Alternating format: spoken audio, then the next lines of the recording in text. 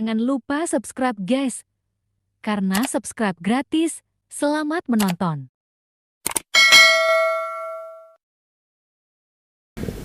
Assalamualaikum warahmatullahi wabarakatuh. Bismillahirrahmanirrahim. Rabbi shrah li sadri wa yassir li amri wahlul 'uqdatam min lisani. Allahumma shalli wa sallim ala habibika Mustafa Muhammadin wa ala alihi wa sahbihi ajmain. Amma ba'du. Yang sangat saya hormati, sangat kita hormati Kiai Haji Aufal Marom selaku Ketua Yayasan Al-Anwar 3, pimpinan sekaligus pengasuh Anwar 3 Kiai Haji Abdul Ghafur, wonten Gus Iid, Mas Najib, sedanten yang saya hormati semua dosen, adik-adik yang saya cintai. Saya ini alhamdulillah malam ini derajat saya naik senaik-naiknya. Karena seumur-umur saya ini hanya bangga punya guru Mbah Mun.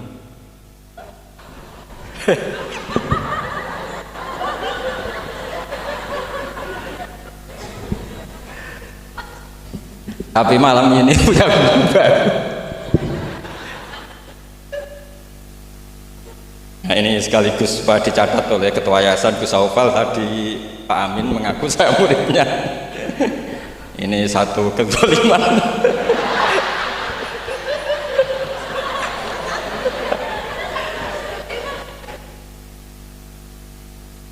Jadi tapi saya senang ya, karena apa ya, ciri jadi wali itu harus mazlum dizalimi. Jadi saya pastikan tidak balas lah, karena beliau ngangkat derajat saya. Saya tadi pertama bilang ini murid saya Gus Batu, saya senang sekali, seseneng-senengnya. Karena baru ini malam tersial saya. Saya dulu masih ingat ketika Gus Najih di Mekah terkenal alim alamah karena ngarang kitab. Gus Ghafur tahun pertama Mbah Mun muji-muji karena mumtaz di Al-Azhar. Jadi beliau-beliau ini heboh karena karir akademiknya. Kalau Gus Amin karena ngelepas kambing di musola.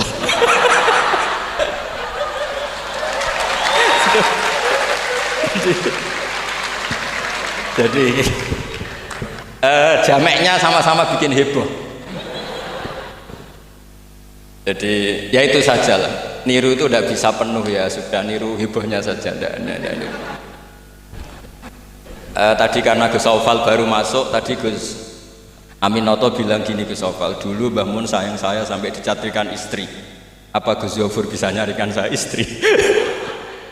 Itu benar-benar kefasikan baru dalam.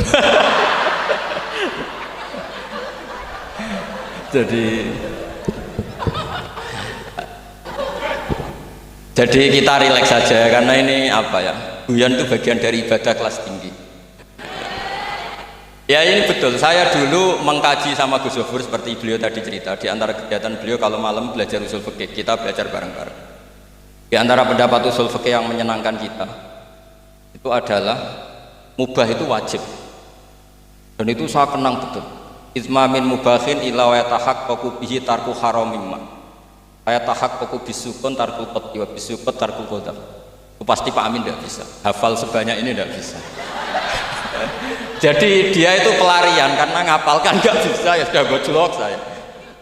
Tapi ya tetap tidak level lah, kira-kira gitu. Tidak level, jadi nggak level. Artinya begini ya.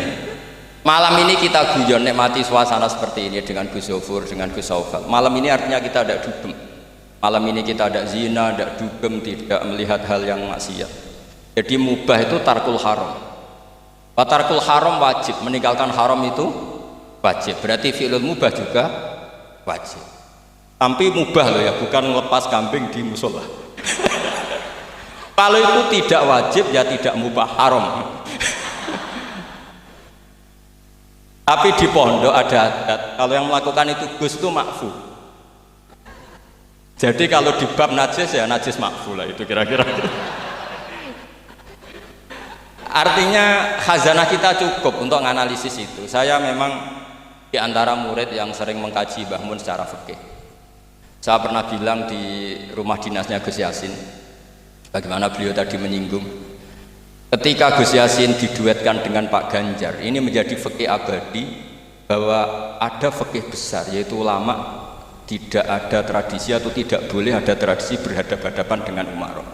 Kita sama-sama berduet untuk kelangsungan bangsa ini secara damai dan bermartabat.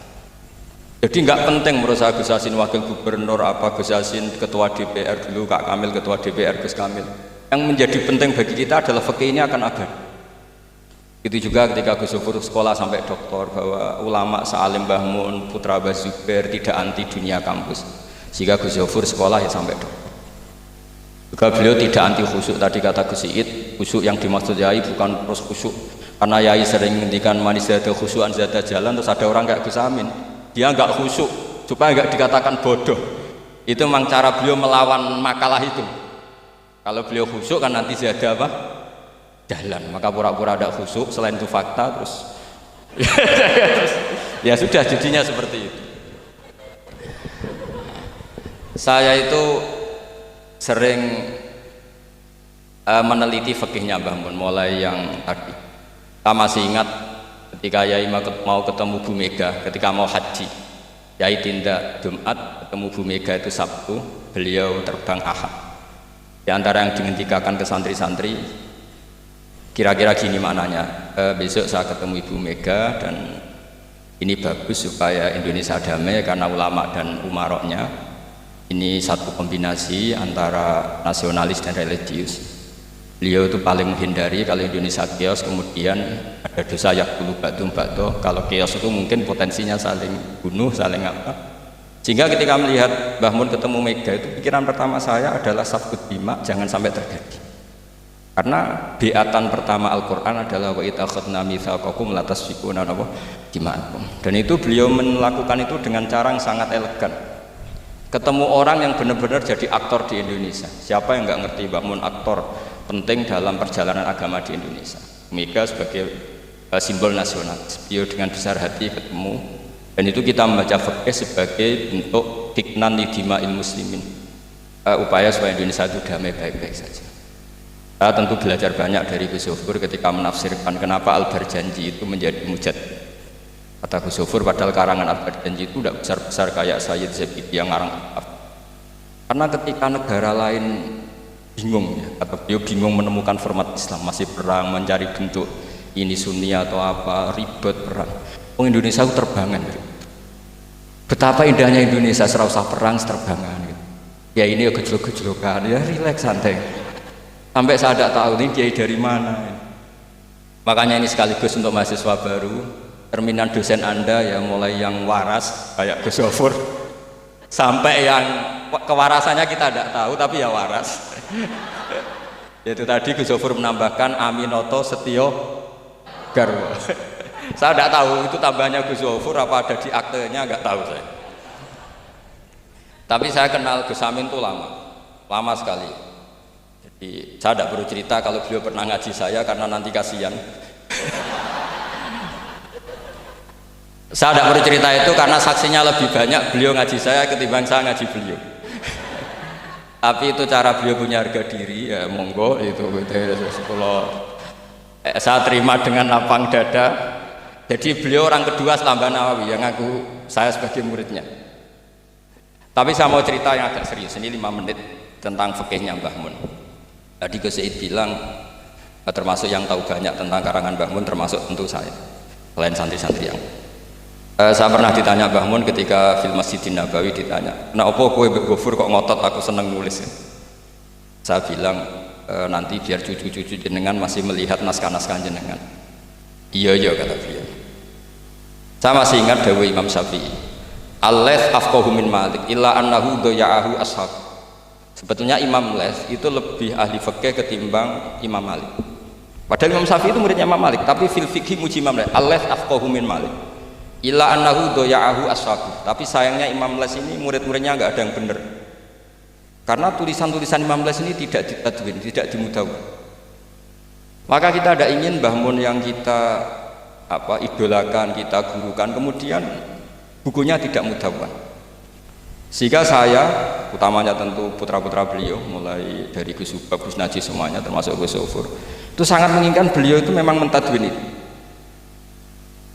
Saya beri contoh misalnya begini, kepandaian Imam Laits dibanding Imam Malik.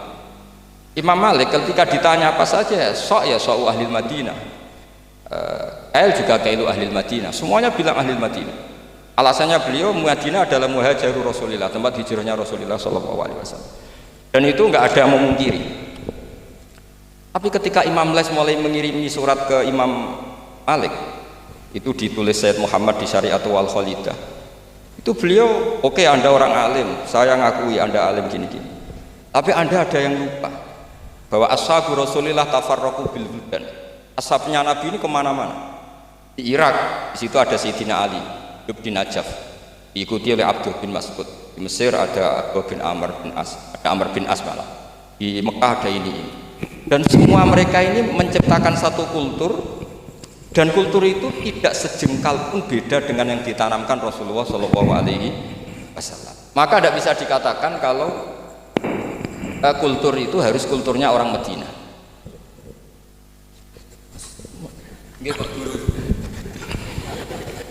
Ini naik pangkat ini, seorang guru melayani muridnya. Ini juga cara beliau untuk mengalahkan saya di dunia wali. Jadi makanya pura-pura tawadhu.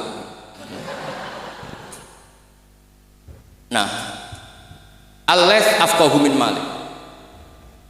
Beliau punya sekian contoh bahwa orang Irak itu nggak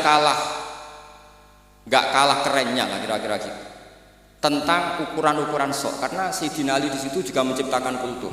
Begitu juga Amr bin As dan beberapa sahabat yang tafarraqu fil buldan.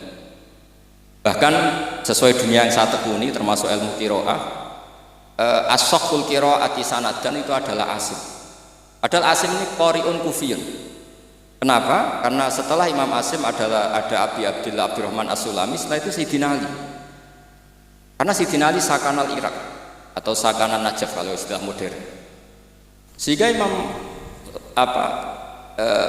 Imam Syafi'i ngetikan Al-Laits afqahu min Malik illa annahu daya'ahu ashab. Nah, barokahnya Mbah Mun menulis misalnya Al-Ulama Al-Mujaddidun yang sering dibaca Gus Zufur, juga saya di beberapa pertemuan alumni. Itu Mbah Mun kelihatan sekali dari awal tuh akan bina siapa saja. Beliau cerita misalnya salasun min aslil iman. Beliau diantara hadis yang beliau pilih dari sekian makalah beliau dan itu dijadikan muqaddimah, wal jihad ma'akuli amirin baron kana ufajiran was sholat khalfa kulli muslimin ya baron kana ufajiran. Jadi beliau memilih berteman siapa saja, membina siapa saja itu amdan, bukan sahwan. Karena beliau adalah periwayat dan penulis hadis, tentu ya diriwayatkan Nabi Dawud, memang ditulis di situ. Sudahlah kita ikut berjuang ma'akuli amir. Jihad itu di konteks Indonesia tentu mempertahankan supaya sholat ini sesuatu yang indah. Kita tahu yang bikin masjid di mana-mana itu departemen keuangan bikin masjid, kepolisian bikin masjid, kabupaten bikin masjid, gubernuran bikin masjid. Itu kalau nunggu bisaronya Pak Amin dari sekte itu nggak jadi masjid, yakin. Untuk rokoknya saja mungkin pas-pasan. Tapi barokahnya kita berjuang ma'al kulli amir. Para umarok dibina, beberapa kiai mulai zaman Mbah Hasyim sampai dulu Mbah Hasyim yang bina Pak Karno. Sampai era Mbah Mun, akhir-akhir Pak Harto juga beliau pernah ditimbali di istana, sampai Pak SBY, sampai Pak Jokowi. Sehingga aura keislaman itu ada di mana-mana. Departemen berkebutuhan ngaji. Bahkan Gus Zufur pernah cerita, saya pernah beliau diundang di kantor pusat PD untuk ngaji. Gak kebayang ya. Pertama Gus Yassin daftar di KPU yang ditanyakan Mbah Mun, gue tenang mau ngimami sholat sampai Pak Ganjar. Nggih, Mbah Mun seneng sekali. Jangan kira senengnya Mbah Mun karena jabatan, seneng dia.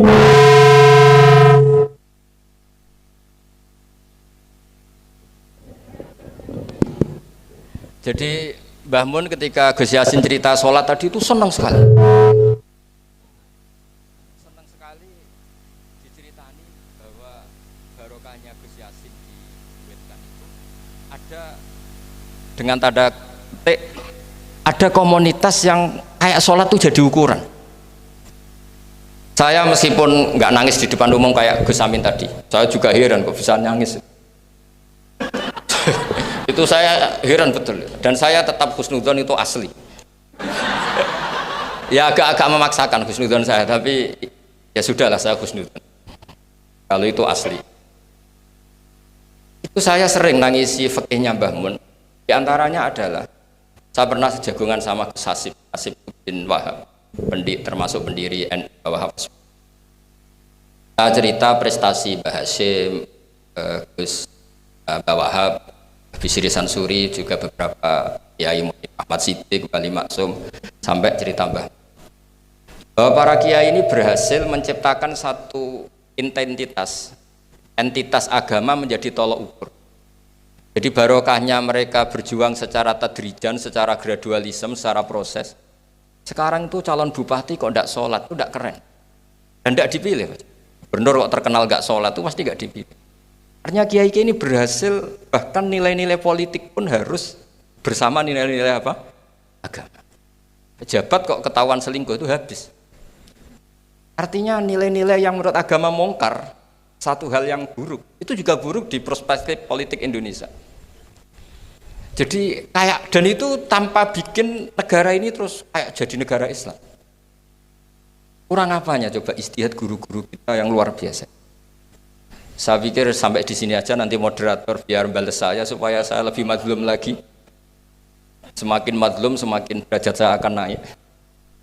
Dan monggo Gus Amin kalau mau memadlumi saya persilahkan, karena saya ini kan sudah terlalu kuat lah, kayaknya agak ngefek.